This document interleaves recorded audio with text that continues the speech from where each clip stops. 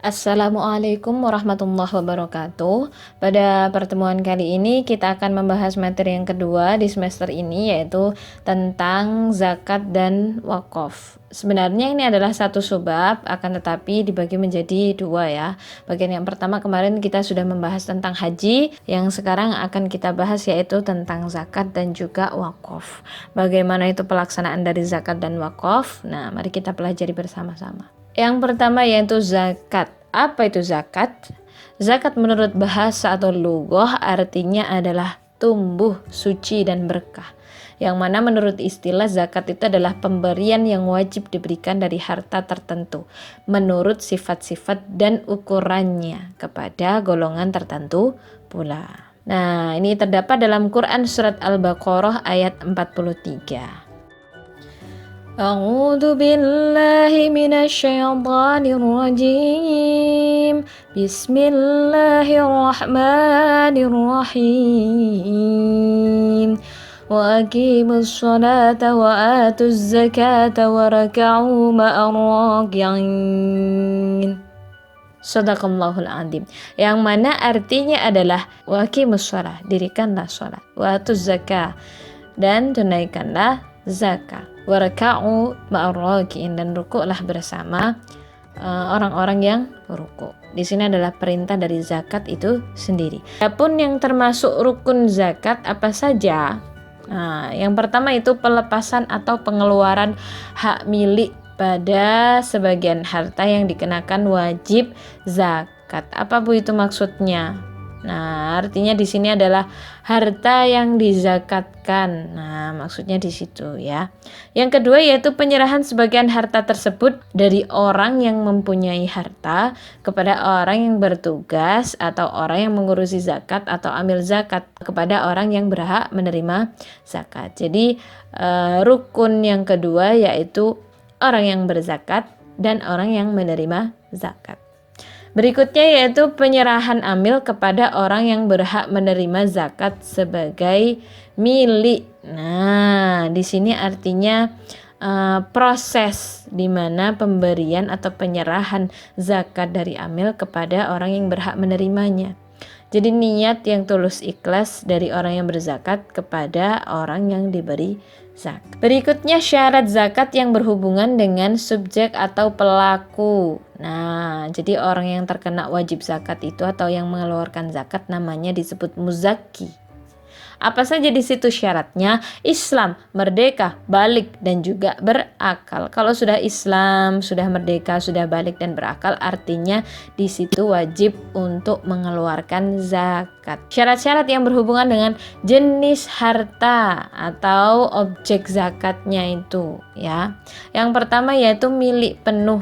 Nah, ketika kita wajib zakat, ketika kita mengeluarkan zakat, artinya itu benar-benar hak milik kita. Apa yang kita zakatkan, yaitu memang milik kita pribadi, bukan milik orang lain.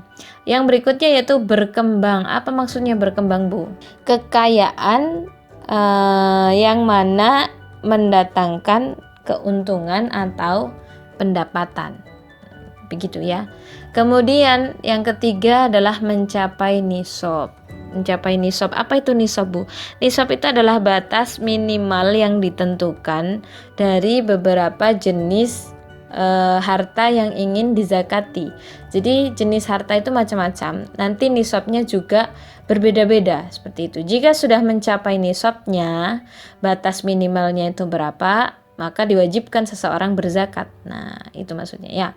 Kemudian lebih dari kebutuhan pokok. Maksudnya yaitu, jadi kalau sudah lebih dari kebutuhannya, baru itu nanti bisa dizakati atau mengeluarkan zakat. Jika kekurangan maka ya tidak wajib zakat, seperti itu. Kemudian berikutnya yaitu bebas dari hutang. Jadi orang yang berzakat itu yang orang bebas dari hutang. Yang terakhir yaitu berlaku 1 tahun atau haul sebutannya. Kemudian di sini kita akan bahas tentang macam-macam zakat. Jadi zakat itu dibagi menjadi 2. Ada zakat fitrah dan juga ada zakat mal. Kalau zakat fitrah itu adalah zakat pribadi yang mana itu wajib dikeluarkan oleh setiap orang muslim yang mana syaratnya yang tadi ya, ketika kita itu muslim, balik, merdeka, dan juga berakal, artinya kita wajib mengeluarkan namanya zakat fitrah setiap bulan Ramadan. Atau sebelum sholat Idul Fitri berupa makanan pokok atau uang sebesar kadar yang diwajibkan. Disamakan dengan makanan pokok tersebut kalau itu diwujudkan menjadi uang. Yang wajib dikeluarkan untuk zakat fitrah adalah berupa makanan pokok seperti beras, jagung, gandum, yang mana itu besarannya 2,5 kilogram atau sekitar 3 liter lebih sedikit. Kemudian yang kedua yaitu zakat mal. Apa itu zakat mal? Zakat mal yaitu zakat yang dikenakan atas harta yang dimiliki oleh seseorang. Baik itu lembaga juga bisa ya, dengan syarat-syarat dan ketentuan-ketentuan yang telah ditetapkan secara syariat Islam. Zakat mal ini juga bermacam-macam. Apa saja, Bu? Di sini ya. Macam-macamnya banyak. Ini zakat mal, zakat harta yang kamu miliki. Kiranya seseorang itu memiliki emas misalkan. Nisabnya yaitu batas minimalnya ketika seseorang tersebut memiliki 85 gram emas, maka dia wajib berzakat, yang mana besarannya dari zakat tersebut adalah 2,5% dari emas yang dimiliki. Jadi kalau sudah lebih dari 85 gram, artinya dia wajib berzakat 2,5% dari emas yang dimiliki. Begitu ya. Dan zakatnya dikeluarkan setelah semua syarat terpenuhi, syarat yang di atas tadi. Jadi dikeluarkannya setiap 1 tahun menunggu haul. Kalau emas itu memang milik dia sendiri, bukan milik orang lain. Kalau dia itu bebas dari hutang, kalau dia sudah mampu memenuhi kebutuhan hidup bersama dengan keluarga dan lain sebagainya, seperti syarat-syarat yang sudah saya sampaikan tadi. Yang kedua yaitu perak. Ketika seseorang memiliki jenis harta namanya simpanan perak, minimal nisabnya yaitu 624 gram. Ketika sudah memiliki sebanyak nisab tersebut ya, sebanyak batas minimalnya 624, sudah melebihi itu, artinya dia wajib mengeluarkan zakat dari harta peraknya itu tadi sebesar 2,5%. Kemudian yang ketiga yaitu uang kontan. Jadi misalkan punya tabungan ya, entah itu tabungan di bank atau tabungan tunai yang ada di rumah ya, ditabung di celengannya masing-masing. Senilai dengan harga emas sama 85 gram itu nisabnya. Ketika sudah mencapai itu, artinya harus mengeluarkan zakat yaitu 2,5% dari uang yang dimiliki. Kalau sekarang bisa kalian keruskan ya, emas itu 1 gramnya berapa, misalkan 200.000. Saya ini nggak paham ya, apa 200.000 apa lebih ya, kita kira-kira saja misalkan 200.000 per gramnya dikali 85 gram, nah itu sudah berapa uang. Nah, jadi takaran nisabnya adalah sekian. Kalau sudah memiliki uang sekian yang setara dengan 85 gram emas, artinya dia wajib mengeluarkan zakatnya yaitu 2,5% dikalikan dengan harta atau uang yang dimiliki. Yang berikutnya harta perniagaan, bisa juga di sini harta penghasilan juga termasuk di dalam harta perniagaan ini ya. Itu juga sama nisabnya yaitu 85 gram. Kalau harta penghasilan ya, biasanya itu dihitung dulu harus penghasilan bersih, jangan sampai kotor. Jadi harus sudah dipotong, itu namanya kebutuhan hidup sehari-hari, kebutuhan anak, kebutuhan istri dan juga suami. Dimana ketika semua kebutuhan itu sudah terpenuhi, sisanya itu dihitung selama 1 tahun. Nah, kiranya sudah mencapai nisabkah dari harta atau penghasilan dari pekerjaan yang saya miliki.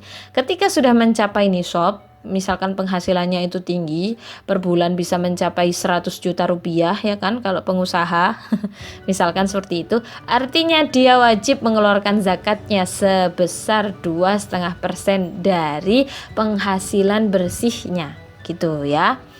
Kalau nggak cukup Bu, uang penghasilan saya setiap bulan sekian, itu saja masih kurang-kurang Bu untuk kebutuhan anak saya dan keluarga dan lain-lain misalkan.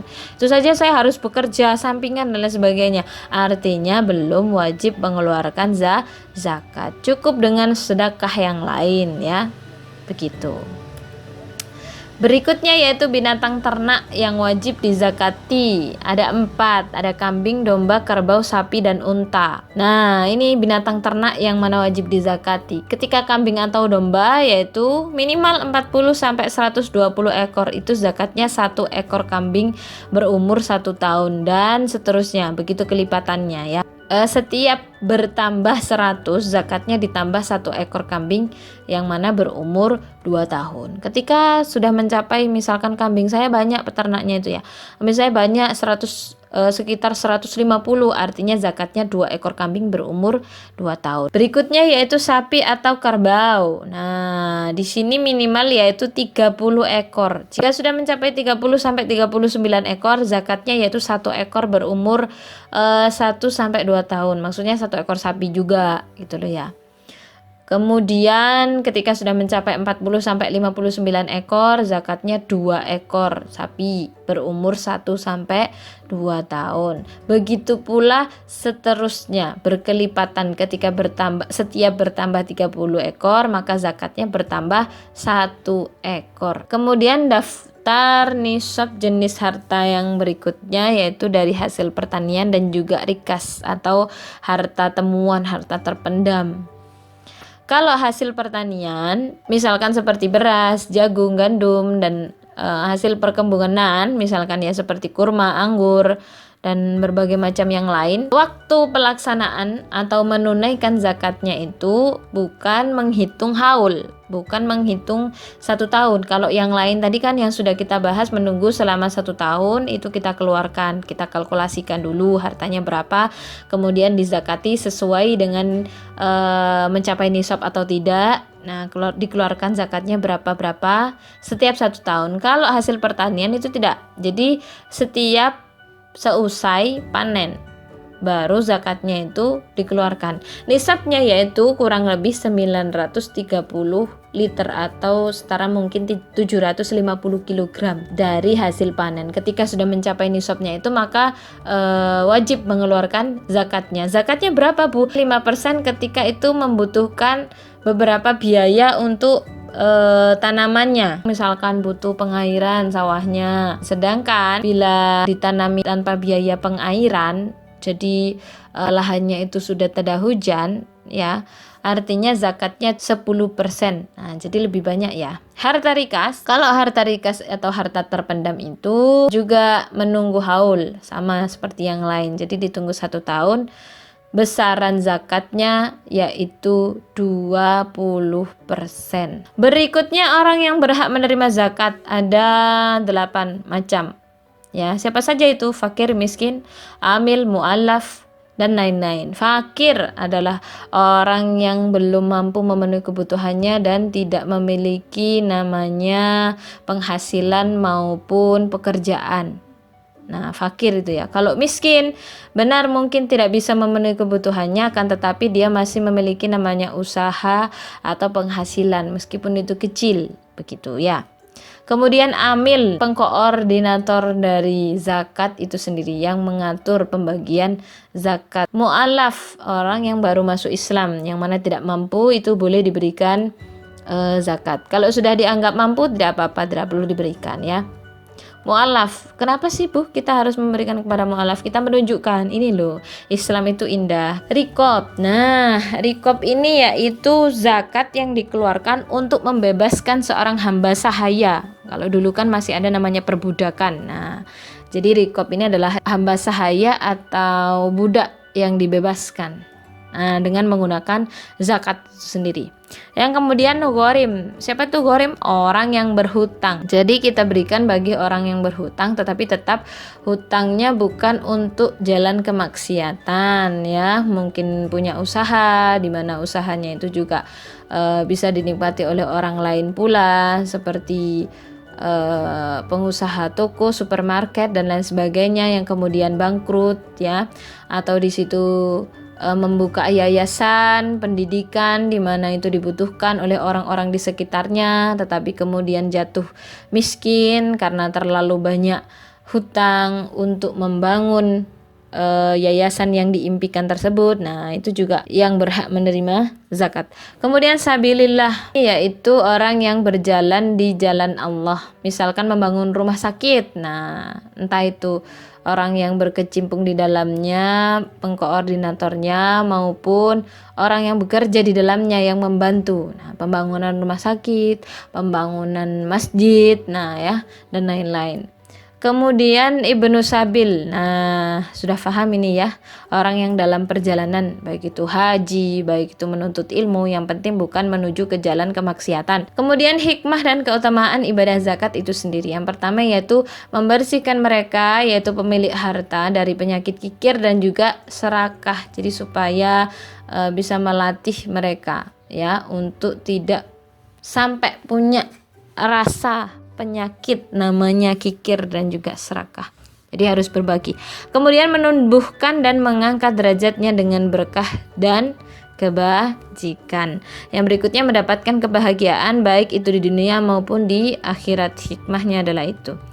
Ini keutamaannya yang lain, yaitu merupakan sarana bagi seorang hamba untuk taqarrub atau mendekatkan diri kepada Allah, supaya pandai-pandai bersyukur ketika kita itu berbagi kepada orang lain. Berikutnya yaitu pembahasan tentang wakaf.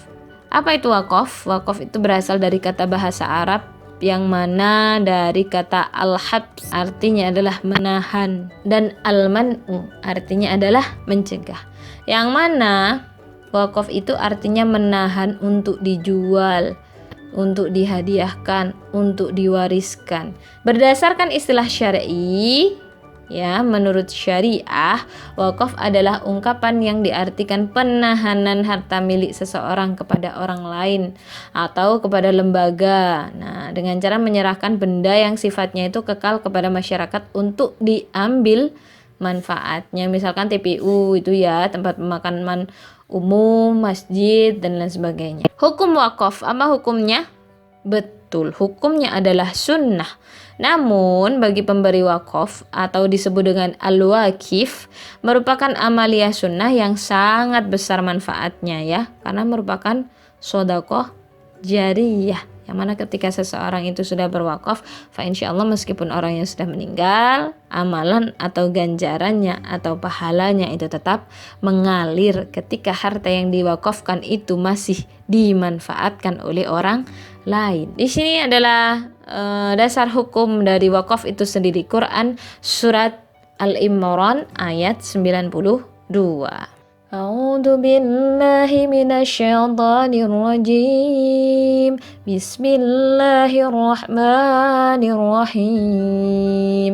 Lan tanalul birra hatta tunfiqu mimma tuhibbun.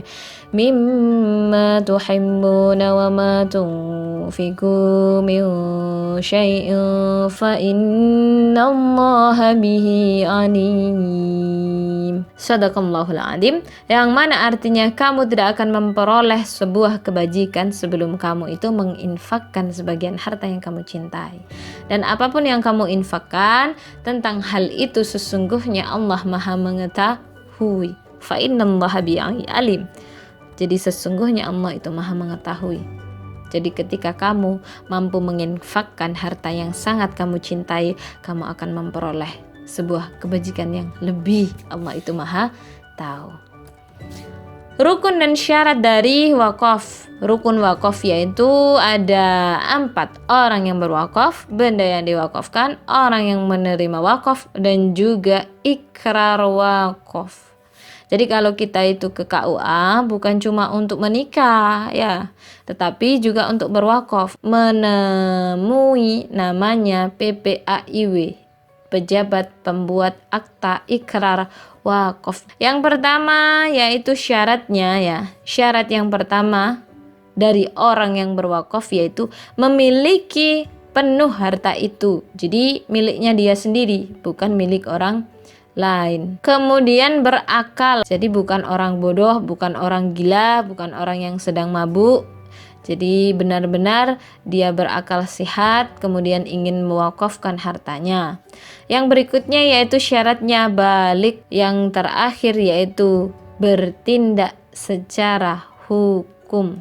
Maksudnya apa di situ? Seperti orang bodoh, orang yang lemah ingatannya, atau orang yang sakit kejiwaannya. Nah, itu tidak sah mewakafkan hartanya. Jadi harus benar-benar orang yang sehat, yang mampu bertindak secara hukum, karena datang ke PPAIW yang saya sampaikan tadi. Yang berikutnya yaitu benda yang diwakafkan. Syaratnya apa saja? Barang yang diwakafkan itu harus barang yang berharga. Yang kemudian kedua yaitu barang yang diwakafkan harus diketahui kadarnya. Apabila harta itu tidak diketahui jumlahnya, pengalihan milik ketika itu tidak sah. Yang ketiga yaitu harta yang diwakafkan hak miliknya milik orang yang berwakaf, gak boleh milik saudaranya, milik orang lainnya. Yang berikutnya, harta harus berdiri sendiri atau tidak melekat kepada sesuatu yang lain atau masih ada embel-embelnya, tidak boleh ya, harus benar-benar berdiri sendiri. Yang berikutnya yaitu orang yang menerima wakaf. Siapa itu orang yang menerima wakaf? Orang atau badan hukum yang diberi tugas mengurus dan menerima barang wakaf. Yang terakhir yaitu ikrar wakaf, yang mana datang ke PPAIW tadi ya. Ucapan ikrar wakaf yang mana harus mengandung kata-kata yang menunjukkan kekalnya. Jadi tidak sah wakaf jika ucapannya itu dengan batas waktu tertentu. Kemudian ucapan ikrar wakaf dapat direalisasikan dengan segera. Nah, jadi harus sesegera mungkin dan tidak boleh ada syarat. Kemudian ucapan ikrar wakaf bersifat pasti. Tidak boleh jika saya sudah. Nah, apabila saya tidak. Nah, ya tidak boleh seperti itu. Harus dengan pasti. Saya ingin mewakafkan bla bla bla. Nah, seperti itu ya. Ucapan ikrar wakaf tidak diikuti oleh syarat yang membatalkan. Prinsip pengelolaan wakaf. Yang pertama yaitu seluruh harta benda wakaf harus diterima sebagai sumbangan dari wakif dengan status wakaf sesuai dengan syariah. Wakaf dilakukan tanpa batas waktu, jadi gak boleh ada batas waktu di situ. Wakif mempunyai kebebasan memilih tujuan sebagaimana yang diperkenankan oleh syariah. Jadi bebas tujuannya apa. Ketika saya punya tanah, saya wakafkan ini, terserah mau dibuat apa. Ya, yang penting adalah untuk kebajikan. Boleh di situ untuk yayasan, pondok pesantren, boleh di situ untuk sekolah, madrasah, boleh di situ untuk masjid, musholah untuk beribadah. Keutamaan wakaf. Salah satu keutamaan wakaf yaitu akan dicatat atau dihitung sebagai amal jariyah seperti yang saya sampaikan di awal tadi. Pahalanya akan terus mengalir meskipun orang yang sudah wakaf tersebut sudah wafat. Terima kasih. Itu saja yang dapat saya sampaikan dari materi wakaf dan juga zakat. Assalamualaikum warahmatullahi wabarakatuh.